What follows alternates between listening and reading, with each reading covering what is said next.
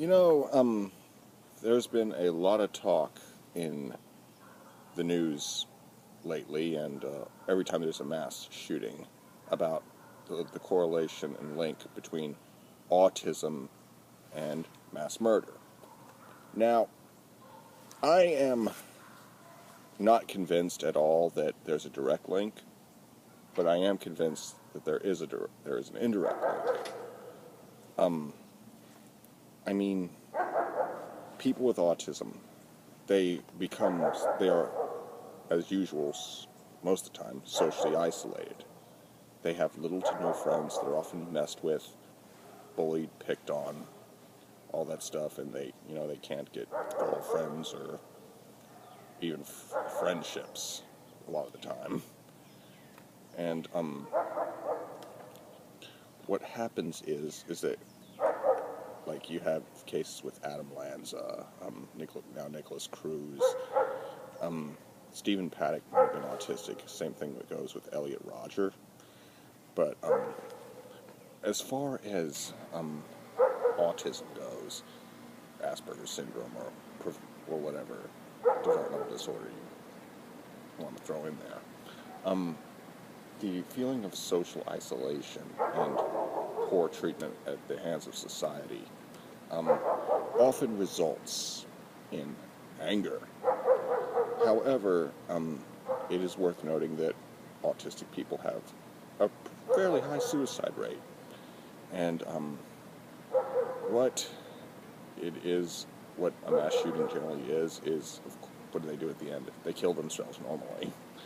And, see, that's the idea of a mass shooting is basically to kill yourself and, in a big way, make people remember you. Because it's like, think about it. If a person doesn't have many friends because he creeps people out or is just eccentric, he often starts to think in his head. He doesn't have much to live for. And as time goes on, he begins to think about how the society has wronged him. He starts thinking about revenge, retribution, punishing that unjust world for hurting him. And for one day, and for less than a day before his death, he gets to spend it. He realizes he can spend it as basically a god. I mean, listen to Elliot Rodgers. When he said, "I'll be a god compared to you, the supreme gentleman, the true alpha male," and all that bullshit.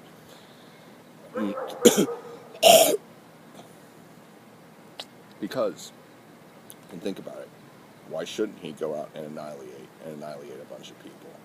Because it's wrong? The same way imposing your morality on them when they've been tortured by this said society for so long. And oh yeah, spending the rest of their life in prison or getting the death penalty, is that what the world can do to them to punish them for their spree? Well, do they really care? They're going to die of their own hand anyway, and they don't have a reason to live. So, they go, why not just hit the cancel button right now instead of going through those extra 50 or more years of pain, suffering, and agony, and social isolation, and sexual frustration, and all that crap. It's basically a recipe, and, people with autism can often obsess. They think a lot, and they start brooding, and and it's like, if you build a dam and you put some water in it, the water in the dam will eventually add up until it's really high, and it will eventually overflow. And what happens is that eventually that dam is just bursting open with, a lifetime of just anger, hatred, frustration, and it's all coming out all at once. This is not to say that every autistic person will kill people In fact, the overwhelming majority will not. Very few will. And not all spree killers are autistic, even though they are often socially isolated, with the exception of, say, Charles Whitman, who did pretty well socially. And, but what we have here is the school shooter wants to obviously he wants to go out in a big way. He wants to be infamous. He wants notoriety. He doesn't want to just die a nobody and everybody will forget about him. He wants to be burned into the memories of everyone associated with him forever. And he realizes that, and he wants to punish the world for hurting him. For one single day, he gets to live as a lion, as the predator, and everybody gets to be the sheep that he can slaughter. And when the police corner him, there it goes. Anyway, the idea that, all this crap is just going to blow over, it's not. It's going to continue. And there's so many other disorders that could be that you can attribute to spree killings and this kind of behavior. Avoidant personality disorders, social anxiety, psychopathic, sociopathic personality, narcissistic personality disorder, schizoids. I've already mentioned autism a few times in this video, and there's just so many reasons and so many disorders and so many factors that can make a spree killer. These people don't just snap one day. It takes years. What Nicholas Cruz did was years in the making. Same thing with Elliot Rodger. He had been fantasizing about it for apparently 2 years before he actually did it. And that's a pretty short while. Granted, he had a lot of problems before then. And anyway, all this brooding and hatred, it just comes out one day, and a certain number of people die as a result. And there are so many things that I could go on and on and on about, but what school shootings and other mass murder starts out as a fantasy. It all starts out as a fantasy, and then you get to it's just something that they think about, like, wouldn't that be fun?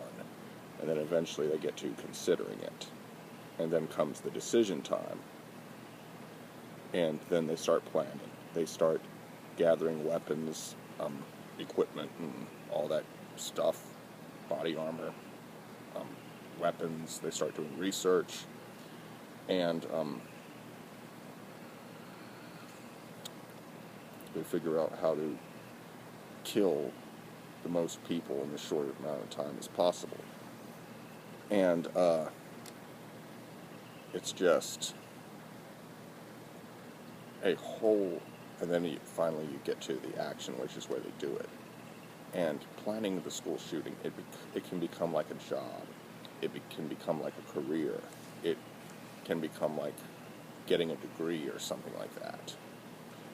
And so it gives them something to focus on. They just focus all their energy and power on getting all this equipment together for this one final moment, I suspect that they often believe that they have, that their entire lives are just for that particular day. It's all been leading up to that. And it's like when Elliot Rodger launched the Day of Retribution. He said that, his sole purpose on this world was the Day of Retribution. And that's what he was on earth to do. and it became an obsession. It became him. It became his identity. And there's no reason to suspect that other shooters didn't feel the same way. And I could go on and on about this, but